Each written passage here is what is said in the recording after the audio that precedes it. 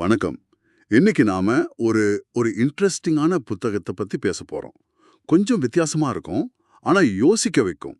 Vadim ஜீலாண்டோட reality டிரான்சர்ஃபிங் பாகம் 1, மாறுபாடுகளின் வெளி. ஆமா. இந்த புத்தகம் நீங்க உங்கள மாத்திக்கோங்க, இல்ல இன்னும் கஷ்டப்பட்டு வேலை செய்யுங்க அப்படின்னு பொதுவா சொல்ற மாதிரி இல்ல. அப்போ எப்படி? இது ஒரு புதுசா ஒரு ஆங்கிள் காட்டுது. அதாவது உங்களுக்கு வேணுங்கிற வாழ்க்கைய, ஒரு யதார்த்தத்தை எப்படி வெறும் தேர்வு செய்யறது மூலமா அடையலாம்னு சொல்லுது. ஆமா, இதுல முக்கியமான பாயிண்ட் என்னன்னா, வாழ்க்கைங்கிறது முன்னாடியே எழுதப்பட்ட விதி இல்லைங்கிறது தான். ஜீலாண்ட் மாறுபாடுகளின் வெளி ஒன்னு சொல்றார். Space of variations. அது சாத்தியமான எல்லா நிகழ்வுகளும் இருக்கிற ஒரு பெரிய இன்ஃபர்மேஷன் ஃபீல்டு மாதிரி, ஒரு பெரிய லைப்ரரி மாதிரி நினைச்சுக்கோங்களேன். ஆமா, எல்லா புத்தகமும் அங்க இருக்கு. நாம எதை கவனிக்கிறோமோ அந்த புத்தகத்தை, அந்த யதார்த்தத்தை நாம எடுக்கிறோம்னு சொல்றாள். இதுல சில ஐடியாஸ் கொஞ்சம் நம்ப முடியாத மாதிரி கூட தோணலாம், நம்ம அன்றாட வாழ்க்கைக்கு கொஞ்சம் அப்பாற்பட்ட மாதிரி. ஆனா ஆத்ரே சொல்றார், இதெல்லாம் நீங்க டெஸ்ட் பண்ணி பார்க்கிறதுக்கு சில வழிகளும் இதுல இருக்குன்னு. சரி, அப்போ நாம இந்த ஆழமான பார்வையில் என்ன செய்ய போறோம்னா, இந்த புத்தகத்தோட ஐடியாஸை வச்சு நாம விரும்புறத அடையறதுக்கு எப்படி கொஞ்சம் வேற மாதிரி யோசிக்கலாம், வேற மாதிரி செயல்படலான்னு பார்க்கலாம். ரெடியா இருந்தா இந்த உலகத்துக்குள்ள போவோம். கண்டிப்பா. முதல்ல இந்த மாறுபாடுகளின் மாதிரி, அந்த மாடல் ஆஃப் வேரியேஷன்ஸ், அந்த அடிப்படை கான்செப்டை இன்னும் கொஞ்சம் விரிவா பார்க்கலாம். ஓகே, இந்த மாறுபாடுகளின் வெளி, இந்த ஐடியா கேட்கவே ஒரு மாதிரி கியூரியஸா இருக்கு. அதாவது நடக்க போற எல்லாமே ஏற்கனவே ஏதோ ஒரு ஃபார்ம்ல இருக்குன்னு சொல்றீங்களா? ஒரு பெரிய ரெஸ்டாரண்ட் மெனு மாதிரி காத்துக்கிட்டு இருக்கா? கிட்டத்தட்ட அப்படிதான். ஜீலாண்ட் என்ன சொல்றாருன்னா, இந்த மாறுபாடுகளின் வெளிங்கிறது ஒரு முடிவே இல்லாத தகவல் களஞ்சியம். இதுல எல்லா சாத்தியங்களும், நல்லது கெட்டது எல்லாமே இருக்கு. இப்போ சுவாரஸ்யமான விஷயம் என்னன்னா, நாம எதை பத்தி நினைக்கிறோமோ, எது மேல நம்ம கவனத்தை செலுத்துறோமோ, அந்த எண்ணத்தோட எனர்ஜி இருக்கு இல்லையா? ஆமா. அந்த எனர்ஜி, அந்த குறிப்பிட்ட சாத்தியத்தை, அந்த மெனுல இருக்கிற அந்த ஐட்டத்தை நம்ம யதார்த்தமா மெட்டீரியலைஸ் பண்ணுதுன்னு சொல்றார். நம்ம எண்ணங்கள் சும்மா மனசுல ஓடுறதில்ல, அது யதார்த்தத்தை உருவாக்குற ஒரு டூல் மாதிரி. அப்போ விதி ஏற்கனவே தீர்மானிச்சதுங்கிற ஐடியா, இல்ல நாம போராடிதான் லைஃப்ல ஜெயிக்கணுங்கிற எண்ணம், இது ரெண்டுக்கு நடுவுல இது ஒரு புது வழியா, அதாவது போராடுறதை விட செலக்ட் பண்றது முக்கியம்னு சொல்லுதா? மிகச்சரியா சொன்னீங்க. இதுதான் இதுல ரொம்ப முக்கியமான டிஃபரன்ஸ். கஷ்டப்பட்டு உழைக்கிறது, போராடுறது இதெல்லாம் இல்லாமலே சரியான தேர்வு மூலமா நமக்கு வேணுங்கிற லைஃப் பார்த்த அடையலான்னு டிரான்சர்ஃபிங் சொல்லுது. எப்படி? நீங்க எந்த சாத்தியத்துக்கு உங்க கவனத்தை கொடுக்கறீங்களோ அந்த ரியாலிட்டியை நீங்க அட்ராக்ட் பண்றீங்க. இது எஃபர்ட்டை விட உங்க கவனத்தை, உங்க தேர்வை முன்னிறுத்துது. ஆனா இந்த தேர்வு செய்யறது அது அவ்வளவு ஈஸியா இருக்குமா? நிறைய தடைகள், சிக்கல்கள் வரும் இல்லையா? புத்தகம் பெண்டுலங்கள் பத்தி பேசுதே, அது என்ன, அது ஒரு தடையா? பெண்டலம்கள், அதாவது ஒரே மாதிரி சிந்திக்கிற ஒரு குரூப் ஆஃப் பீப்புள் இருக்காங்க இல்லையா, அவங்களோட மொத்த எண்ண ஆற்றலால உருவாகிற எனர்ஜி இன்ஃபர்மேஷன் ஸ்ட்ரக்சர்ஸ்னு சொல்லலாம். உதாரணத்துக்கு ஒரு அரசியல் கட்சி, ஒரு மதம், ஒரு ஃபேஷன் ட்ரெண்ட், ஏன் ஒரு ஸ்போர்ட்ஸ் டீம் ஃபேன் கிளப் கூட ஒரு பெண்டுலம் தான். இது ஒரு எனர்ஜி வார்டெக்ஸ் மாதிரி. அப்போ அதோட வேலை என்ன? நம்ம லைஃப்ல அது எப்படி இன்ஃப்ளூயன்ஸ் பண்ணுது? நமக்கே தெரியாம நாம அதுல மாட்டி போறோமா? கண்டிப்பா. அதுங்க தன்னை ஃபாலோ பண்றவங்களோட எனர்ஜியை உறிஞ்சு வாழுதும், இன்னும் அதிக பேரை தன் பக்கம் இழுக்க ட்ரை பண்ணும். ஒரு குரூப்ப இன்னொரு குரூப்புக்கு எதிராத்து சேர்த்திருப்போம். ரொம்ப முக்கியமா என்ன பண்ணோம்னா, நம்மளோட சொந்த ஆசை, நம்ம இலக்குக்கு பதிலா அதோட அஜெண்டாவை நம்ம மேல திணிக்கும். நமக்கு சம்பந்தமே இல்லாத ஒரு விஷயத்துக்காக நம்ம டென்ஷன் ஆகுறது, கோவப்படுறது எல்லாம் இதனாலதான். கேட்கவே கொஞ்சம் ஒரு மாதிரி இருக்கு. இந்த சோஷியல் ப்ரெஷர், மற்றவங்க சொல்றாங்கன்னு நாமளும் ஒரு போக்குல போற மாதிரி உணர்றோம். அது இதுதானா? நம்ம உண்மையா விரும்பாத ஒரு விஷயத்த நம்புறதுக்கோ இல்ல செய்யறதுக்கு தூண்டப்படுற மாதிரி? அதேதான். இந்த பெண்டுலம்களோட டேஞ்சர் என்னன்னா, அதுக்கு ஒரு தனி மனுஷனோட நல்லது கெட்டது பத்தியெல்லாம் கவலையே கிடையாது. அதோட ஒரே நோக்கம், அது உயிர் வாழணும், வளரணும். அதுக்கு எனர்ஜி எப்படி கிடைக்குது? அதுக்கு தேவையான எனர்ஜி, அது நம்ம கிட்ட பயம், கில்ட் ஃபீலிங், கவலை, கோபம், பொறாம, இந்த மாதிரி நெகட்டிவ் இமோஷன்ஸ் தூண்டி விடுறது மூலமா தான் கிடைக்குது. ஏன்னா இந்த உணர்ச்சிகள் தான் அதிக ஆற்றலை வெளியிடும். அதுக்கு இது ஒரு ஃபீஸ்ட் மாதிரி. ஐயோ, அப்போ இது ரொம்ப இம்பார்ட்டன்ட் கொஸ்டின். நம்மள சுத்தி இருக்கிற நம்ம எண்ணங்களை, நம்ம முடிவுகளை பாதிக்கிற இந்த பெண்டுலம்களை நாம எப்படி கண்டுபிடிக்கிறது? அதை விட முக்கியமா அதோட கண்ட்ரோல்ல இருந்து எப்படி விலகி இருக்கிறது? அது கூட சண்டை போடணுமா? இங்கதான் ஜீலாண்ட் ஒரு சூப்பரான பாயிண்ட் சொல்றார். பெண்டுலம்களோட நேரடியா ஃபைட் பண்ணா அதுக்கு நாம இன்னும் எனர்ஜி கொடுக்கற மாதிரி தான். சண்டை போட்டா அது இன்னும் ஸ்ட்ராங் ஆகும். அப்ப என்ன செய்யணும்? அதுக்கு பதிலா 2 வழிகள் சொல்றாரு. ஒன்னு அத கண்டுக்காம விடுறது, இக்னோர் பண்றது, ஃபெயிலிங். அது இருக்கிறதே உணராம போறது. இன்னொன்னு அது எதிர்பார்க்காத மாதிரி நடந்துக்கிறது, அதோட கேம கலைக்கிறது, எக்ஸ்டிங்விஷிங். புரியலையே. அதாவது அது தூண்டுற அந்த கோவம், பயம் இதுக்கெல்லாம் இடம் கொடுக்காம அலட்சியமா இருக்கிறது. வெற்றிடம் வேக்யூம்ஸ் தான் உங்க பாதுகாப்புங்கிறாரு. அது உங்களை சீண்டுனா நீங்க ரியாக்ட் பண்ணாம அமைதியா இருந்தா அது தானா பவர் இல்லாம போயிடும். சரி, இது ஒரு இன்ட்ரெஸ்டிங்கான அப்ரோச். சண்டை போடாமலே ஜெயிக்கிற மாதிரி. ஓகே, இந்த பெண்டுலம் மாதிரி நெகட்டிவா இழுக்கிறது இல்லாம நமக்கு பாசிட்டிவா ஹெல்ப் பண்ற மாதிரி ஏதாவது இருக்கா? வெற்றியின் அலைன்னு ஒன்னு பத்தி புக் பேசுதே. ஆமா, அதுவும் இந்த மாறுபாடுகளின் வெளியில இருக்கு. வெற்றியின் அலைங்கிறது நமக்கு சாதகமான லைஃப் பாத்ஸ் இருக்கு இல்லையா, அதோட ஒரு கலெக்ஷன். பெண்டுலம்கள் நம்ம எனர்ஜியை உறிஞ்சோம். ஆனா இந்த அலைகளுக்கு நமக்கு எனர்ஜி தேவையில்ல, அது பாட்டுக்கு இருக்கு. அப்போ அதை எப்படி நம்ம யூஸ் பண்றது? அது எப்படி நம்மள ஹெல்ப் பண்ணும்? நாம அந்த அலைகளோட வைப்ரேஷனுக்கு மேட்ச் ஆனா போதும், அது நம்மள அழகா முன்னாடி கொண்டு போகும். இதுக்கு நாம என்ன செய்யணும்னா, ஒரு பாசிட்டிவ் ஆட்டிடியூட் மெயின்டைன் பண்றது, சின்ன சின்ன நல்ல விஷயங்கள் நடந்தாலும் அதை நோட்டீஸ் பண்றது, கிரேட்ஃபுல்லா ஃபீல் பண்றது. ம். இதெல்லாம் செஞ்சா நம்மளோட எனர்ஜி ஃப்ரீக்வன்சி இருக்கு இல்லையா, அது அந்த பாசிட்டிவ் பாதைகளுக்கு ஏத்த மாதிரி மாறும். அப்போ அந்த வேவ் நம்மள தன்னோட சேர்த்து ஈஸியா கொண்டு போகும். ஓகே, இது புரியுது. சில சமயம் ஒரு சின்ன நல்லது நடந்தா தொடர்ந்து நல்லதாவே நடக்கிற மாதிரி ஒரு ஃபீல் வருமே, அந்த ஃப்ளோல ஜோன்ல இருக்கிற மாதிரி சொல்லுவாங்களே, அது இதுதானா? இதுதான் அந்த அலையோட சேர்ந்து போறதா? சொல்லப்போனா பெரும்பாலும் அப்படிதான். இத பெரிய பிக்சர்ல பார்த்தா என்ன தெரியுதுன்னா, நாம எதுல கான்ஷியஸா ஃபோக்கஸ் பண்றோம், நம்ம மனநிலை பாசிட்டிவா நெகட்டிவா எப்படி இருக்குங்கிறது நாம சந்திக்கிற வாய்ப்புகளோட ஓட்டத்தை நேரடியா பாதிக்குது. நீங்க நல்ல மூட்ல நல்லதை எதிர்பார்த்திருந்தா அந்த மாதிரி அலைகளோட நீங்க நேச்சுரலா சிங்க் ஆகிடுவீங்க. சரி, இந்த புத்தகத்துல சமநிலை, அதாவது பேலன்ஸ், அப்புறம் முக்கியத்துவம், இம்பார்ட்டன்ஸ் பத்தியும் நிறைய பேசுறாங்களே, அது எப்படி இந்த மத்த விஷயங்களோட கனெக்ட் ஆகுது? இது கொஞ்சம் குழப்பமா இருக்கு. இது ரொம்ப ரொம்ப கிரிட்டிக்கலான ஒரு பகுதி. ஏன்னா நம்ம லைஃப்ல வர பல பிரச்சனைகளோட ஆணிவேர் இங்க தான் இருக்கு. ஜீலண்ட் மிகுதி ஆற்றல்னு சொல்றாரு, எக்ஸஸ் பொட்டென்ஷியல். Excess potential. ஆமா, இது எப்போ உருவாகும்னா, நாம ஏதோ ஒரு விஷயத்துக்கு, அது ஒரு பொருளா இருக்கலாம், ஒரு நபரா இருக்கலாம், ஒரு ஈவெண்டா இருக்கலாம், ஏன் நம்மளோட ஒரு கேரக்டரை கூட இருக்கலாம், அதுக்கு அளவுக்கு மீறின முக்கியத்துவத்தை கொடுக்கும்போது உருவாகுது. ஓ, உதாரணத்துக்கு இந்த எக்ஸாம்ல பாஸ் பண்ணியே ஆகணும், இதுதான் என் லைஃப்னு நினைக்கிறது. இல்ல ஒருத்தர் நம்மள மதிக்கிறது தான் ரொம்ப முக்கியம் நினைக்கிறது. இல்ல ஒரு விஷயத்தை நினைச்சு ஓவரா கவலைப்படுறது. கரெக்ட், சரியா சொன்னீங்க. இப்படி நாம ஒரு விஷயத்துக்கு தேவைக்கு அதிகமா முக்கியத்துவம் கொடுக்கும்போது அங்க ஒரு எனர்ஜி இம்பேலன்ஸ் உருவாகுது. இயற்கையோட பேசிக் நேச்சரே சமநிலையை தேடுறது தான். அதனால இந்த இம்பேலன்ஸை சரி செய்ய சமநிலைப்படுத்தும் சக்திகள், பேலன்சிங் ஃபோர்சஸ் உருவாகும். இந்த சமநிலைப்படுத்தும் சக்திகள் அது எப்படி வேலை செய்யும்? அது நமக்கு நல்லதா?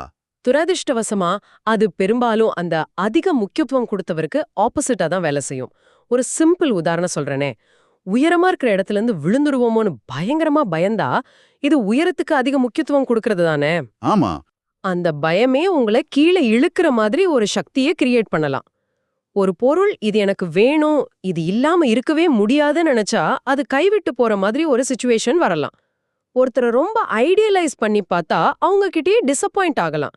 இது பனிஷ்மெண்ட் மாதிரி இல்ல, பேலன்ஸ் திரும்ப கொண்டு வர நேச்சர் பண்ற ஒரு முயற்சி. அப்போ நாம எதுக்குமே இம்பார்ட்டன்ஸ் கொடுக்க கூடாதா? கோல்ஸ் இல்லாம இருக்கணுமா? அப்படி இல்ல. முக்கியத்துவத்துல 2 வகை சொல்றார். உளி முக்கியத்துவம், நம்மள நாம ரொம்ப பெருசா நினைக்கிறது இல்ல ரொம்ப தாழ்வா நினைக்கிறது. அப்புறம் வெளி முக்கியத்துவம், வெளியில இருக்கிற விஷயங்கள் மத்தவங்களுக்கு ஓவரா இம்பார்ட்டன்ஸ் கொடுக்கறது. பிரச்சனை வர்றது இந்த முக்கியத்துவம் எக்ஸஸ் ஆகும்போது தான். ஓகே. திருப்தி இல்லாம இருக்கிறது, மத்தவங்கள ஜட்ஜ் பண்றது, ஒருத்தரை ஐடியலைஸ் பண்றது, மத்தவங்கள டிஸ்ரெஸ்பெக்ட் பண்றது, தற்பெருமை, கில்ட் ஃபீலிங், ஒரு விஷயத்த ஓவரா விரும்புறது இல்ல வெறுக்கிறது, பெர்ஃபெக்ஷனிசம், இது எல்லாமே அதிகப்படியான முக்கியத்துவத்தோட சிம்டம்ஸ். சொல்லப்போனா இந்த அதிகப்படியான முக்கியத்துவம் தான் பெண்டுலம்களுக்கு ஃபியூவலாவும் இருக்கு. சரி, புரியுது. அப்போ இதுதான் பல சிக்கல்களுக்கு காரணம்னா இதுக்கு தீர்வு என்ன? முக்கியத்துவத்தை குறைக்கிறதுன்னு சொல்றீங்க. ஆனா எப்படி? மனசுல வர்ற எமோஷன்ஸை கண்ட்ரோல் பண்றதா? அது ரொம்ப கஷ்டமாச்சே. உணர்ச்சிகளோட நேரடியா ஃபைட் பண்ணாதீங்க, அது இன்னும் முக்கியத்துவத்தை தான் அதிகமா ஆக்கும்னு ஜீலாண்ட் திரும்ப திரும்ப சொல்றார். அதுக்கு பதிலா அந்த உணர்ச்சிக்கு காரணமா இருக்கிற நம்ம ஆட்டிடியூட், நாம கொடுக்கிற இம்பார்ட்டன்ஸோட அளவை மாத்தணும். அது எப்படி? ஒரு வழி என்னன்னா, உங்கள வாடகைக்கு விடுங்க. Rent your self out. அதாவது ஒரு வேலைய செய்யுங்க, ஆனா அதோட அவுட்கம் மேல உயிரை கொடுக்காதீங்க. செய்யற வேலையில கவனமா இருங்க, ஆனா அதோட முக்கியத்துவத்தை மனசுல குறைச்சுக்கோங்க. உங்களையும் உலகத்தையும் அது இருக்கிற மாதிரி அக்செப்ட் பண்ணிக்கோங்க. கோல் முக்கியம்தான், ஆனா அதுவே வாழ்க்கையா ஆகிடக்கூடாதுங்கிற பேலன்ஸோட இருங்க. இதுக்கு ஒரு அனாலஜி சொல்லணும்னா, ஒரு கயிறு மேல நடக்கிற மாதிரி யோசிக்கலாம். ஐயோ விழுந்துடுவோன்னு பயந்து அந்த பயத்துக்கு அதிக முக்கியத்துவம் கொடுத்தா பாடி ஸ்டிஃப் ஆகி தடுமாறி கண்டிப்பா விழுந்துடுவோம். கரெக்ட். ஆனா கவனமா ஸ்டெப் எடுத்து வச்சு நடக்கிற அந்த ஆக்ஷன்ல மட்டும் ஃபோக்கஸ் பண்ணி அந்த பயத்துக்கு இம்பார்ட்டன்ஸ் கொடுக்காம இருந்தா ஈஸியா நடந்து போயிடலாம். அப்படிதானே? ரொம்ப அருமையான உதாரணம். இங்க இன்ட்ரெஸ்டிங்கான விஷயம் என்னன்னா, இந்த முக்கியத்துவத்தை குறைக்கும் பொழுது நாம தேவையில்லாம செலவழிக்கிற மென்டல் எனர்ஜியை சேவ் பண்றோம். அதோட அந்த பேலன்சிங் ஃபோர்ஸோட நெகட்டிவ் எஃபெக்ட்ஸ்ல இருந்தும் தப்பிக்கிறோம். ரொம்ப முக்கியமா, திரும்பவும் நம்ம ரியாலிட்டிய தேர்வு செய்யற ஃப்ரீடம் நமக்கு கிடைக்குது. ஆனா சில சமயம் நாம ஒரு விஷயத்தை நினைச்சு பயப்படும் போது இல்ல கவலைப்படும் போது அது இன்னும் மோசமாகிற மாதிரி, அது நிஜமா நடக்க ஆரம்பிக்கிற மாதிரி தோணுதே. புத்தகம் இத தூண்டப்பட்ட மாற்றம், இன்டியூஸ்டு டிரான்சிஷன் சொல்லுது. அது எப்படி வேலை செய்யுது? இது நாம முன்னாடி பேசின விஷயங்களோட டைரக்டா கனெக்ட் ஆகுது. நம்மளோட நெகட்டிவ் ஃபோக்கஸ், டிஸ்சாட்டிஸ்ஃபேக்ஷன், பயம், கவலை, கோபம், இது நம்மளோட எனர்ஜி ஃப்ரீக்வன்சியை மாத்துது. இந்த நெகட்டிவ் ஃப்ரீக்வன்சி மாறுபாடுகளின் வெளியில இருக்கிற அதுக்கு மேட்ச் ஆகிற நெகட்டிவ் லைஃப் லைன்ஸோட நம்மள கனெக்ட் பண்ணுது. அப்போ நாம எது நடக்குமோன்னு ரொம்ப பயப்படுறோமோ அந்த பாதைக்கு நாமளே நம்மள அறியாம நகர்ந்து போறோமா? உதாரணத்துக்கு நோய் வந்துடுமோன்னு ரொம்ப பயப்படுறது நிஜமாவே அந்த நோயை அட்ராக்ட் பண்ணுமா? ஆமா, ஜீலாண்ட் அப்படிதான் சொல்றார். பெண்டுலம்கள் இந்த நெகட்டிவ் எமோஷன்ஸை தூண்டி நம்ம ஃப்ரீக்வன்சியை அதுக்கு ஏத்த மாதிரி டியூன் பண்ணிடுது. ரிசல்ட், நாம அந்த நெகட்டிவ் ஈவெண்ட்ஸ் இருக்கிற லைஃப் லைனுக்கு ஷிஃப்ட் ஆகிடுறோம். இதை அவர் ஒரு ஃபனல் எஃபெக்ட் மாதிரி சொல்றார். அதாவது நெகட்டிவ் ஃபோக்கஸ் நம்ம பார்வையை இன்னும் சுருக்கி நம்மள அந்த நெகட்டிவ் சைக்கிள்குள்ள இன்னும் ஆழமா இழுத்துட்டு போகுது. அடக்கடவுளே! அப்போ இதுல இருந்து எப்படி தப்பிக்கிறது? இந்த கீழ்நோக்கி போற சரிவை எப்படி நிறுத்துறது? திரும்பவும் அவேர்னஸ் தான் கீ. நம்ம கவனம் எங்க போகுது, நம்ம மனநிலை எப்படி இருக்குன்னு கவனிக்கணும். அதை கான்ஷியஸா மேனேஜ் பண்ணணும். நாம எந்த ஃப்ரீக்வன்சில ஆப்ரேட் ஆயிட்டு இருக்கோம்னு கவனிச்சு தேவைப்பட்டா அதை மாத்த முயற்சி பண்ணணும். பெண்டுலங்கள் போடுற தூண்டில்ல சிக்காம இருக்கணும். ரொம்ப முக்கியமா அதிகப்படியான முக்கியத்துவம் கொடுக்கறத அவாய்ட் பண்ணணும். சரி, இப்ப கடைசியா மாறுபாடுகளின் ஓட்டம், த ஃப்ளோ ஆஃப் வேரியேஷன்ஸ் பத்தி பேசுவோம். இது எப்படி இந்த முழு பிக்சர்லயும் ஃபிட் ஆகுது? இது என்ன புதுசா? மாறுபாடுகளின் வெளிங்கிறது வெறும் சாத்தியங்களோட ஸ்டோர் ஹவுஸ் மட்டும் இல்ல. அதுல சொல்யூஷன்ஸ், ஈஸியான வழிகளும் இருக்கு. அந்த பெஸ்டான குறைவான தடையுள்ள பாதைகளை தான் ஜீலாண்ட் ஓடைகள், ஸ்ட்ரீம்ஸ் இல்லைன்னா ஃப்ளோன்னு சொல்றார். ஓ, அப்படியா? அதாவது வாழ்க்கையில சில விஷயங்கள் ரொம்ப ஸ்மூதா நாம பெருசா கஷ்டப்படாமலே நடக்கிற மாதிரி தோணுமே, அது மாதிரி பாதைகளா? அது எப்படி கண்டுபிடிக்கிறது? ஆமா, இது இன்ஃபர்மேஷன் ஃபீல்டுல இருக்கிற பாத் ஆஃப் லீஸ்ட் ரெசிஸ்டன்ஸை ஃபாலோ பண்றது. ஆனா இது நம்ம மைண்டோட நார்மல் ஒர்க்கிங் ஸ்டைலுக்கு கொஞ்சம் ஆப்போசிட். எப்படின்னு கொஞ்சம் விளக்க முடியுமா? நம்ம மனம் பெரும்பாலும் இம்பார்ட்டன்ஸ் பெண்டுலம்களோட இன்ஃப்ளூயன்ஸ்ல இருக்கிறதுனால பிரச்சனைகளை காம்ப்ளிகேட் பண்ணி கஷ்டமான சொல்யூஷன்ஸ் தேடும். அது ஃப்ளோவோட ஃபைட் பண்ணும், எல்லாத்தையும் கண்ட்ரோல் பண்ண ட்ரை பண்ணும். ஆனா ஃப்ளோங்கிறது கண்ட்ரோலை ரிலாக்ஸ் பண்றது பத்தியானது. அப்போ இந்த ஃப்ளோவோட சேர்ந்து போறதுக்கு என்ன செய்யணும்? ஃபைட் பண்றதை விட்டுட்டு அதோட போகணுமா? ஸ்டெப் இம்பார்ட்டன்ஸை குறைக்கிறது. அடுத்து எல்லாத்தையும் கண்ட்ரோல் பண்ணணும்னு நினைக்காம என்ன நடக்குதுன்னு அப்சர்வ் பண்றது. ரொம்ப காம்ப்ளெக்ஸான வழியை விட சிம்பிளான வழியை தேர்ந்தெடுக்கிறது. உங்க இன்ட்யூஷனை கேட்கறது. ஜீலாண்ட் ரொம்ப பொயட்டிக்கா காலை நட்சத்திரங்களின் சலசலப்பு, ரசல் ஆஃப் மார்னிங் ஸ்டார்ஸ்னு சொல்றார். அழகா இருக்கு. ஆனா சிம்பிளா சொன்னா அது உங்க இன்னர் பீஸ் அல்லது டிஸ்கம்ஃபர்ட். உங்க உள்ளுணர்வு பெரும்பாலும் ஃப்ளோவோட டைரக்ஷனை காட்டும். வழிகாட்டும் அறிகுறிகள் பத்தியும் சொல்றாரு. ஆமா, நம்ம ஒரு லைஃப் லைன்ல இருந்து இன்னொன்னுக்கு ஷிஃப்ட் ஆகும்போது சில சைன்ஸ் தெரியும்னு சொல்றாரு. வழக்கத்துக்கு மாறா ஏதாவது நடந்தா இல்ல ஏதோ சரியா படலையேன்னு ஒரு உறுத்தல் வந்தா அது ஒரு சைனா இருக்கலாம். ஆனா பிரைமரி சைன் உங்க மனசுதான். ஒரு முடிவு இல்ல ஒரு பாதை உங்களுக்கு ஒரு அமைதியின்மைய, ஒரு டிஸ்கம்ஃபர்ட்ட கொடுத்தா அது ஃப்ளோக்கு எதிரா இருக்கலாம்.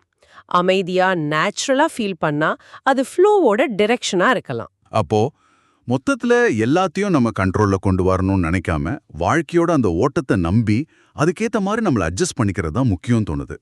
கண்ட்ரோலை விட்டுட்டு அப்சர்வ் பண்றதுக்கு மாறணும். அந்த லெட்டிங் கோ. ஃப்ளோவோட நம்மள அலைன் பண்ணிக்கிறது பத்தினது. கண்ட்ரோல் பண்ற மோட்ல இருந்து அப்சர்வ் பண்ற மோடுக்கு மாறுறது.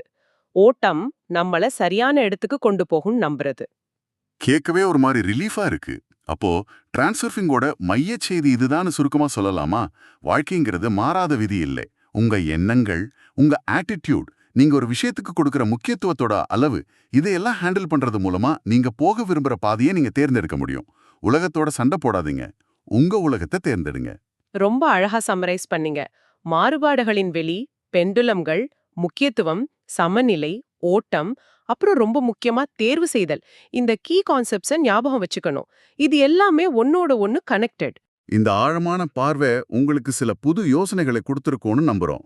ஒருவேளை இந்த கருத்துக்கள் எல்லாம் உங்களுக்கு ரொம்ப புதுசா இருக்கலாம், கொஞ்சம் டைஜஸ்ட் பண்ண டைம் எடுக்கலாம். இறுதியா நீங்க யோசிக்கிறதுக்கு ஒரு கேள்வி. உங்க எண்ணங்களால உங்க யதார்த்தத்தை மாத்த முடியும்னா, இன்னைக்கு நீங்க கான்ஷியஸா ஒரு சின்ன வித்தியாசமான அனுபவத்தை தேர்ந்தெடுக்க உங்க கவனத்துல என்ன சின்ன மாற்றத்தை செஞ்சு டெஸ்ட் பண்ணலாம். இல்லனா நாம அடிக்கடி ஃபீல் பண்றோமே ஒரு ஸ்ட்ரகிள், அது நிஜமாவே வெளியிலேருந்து வர்றதா, இல்ல நாமளே ஒரு விஷயத்துக்கு அதிக முக்கியத்துவம் கொடுத்து நமக்கே நம்ம உருவாக்கிக்கிற ஒரு தடையா? யோசிச்சு பாருங்க. மீண்டும் சந்திப்போம்.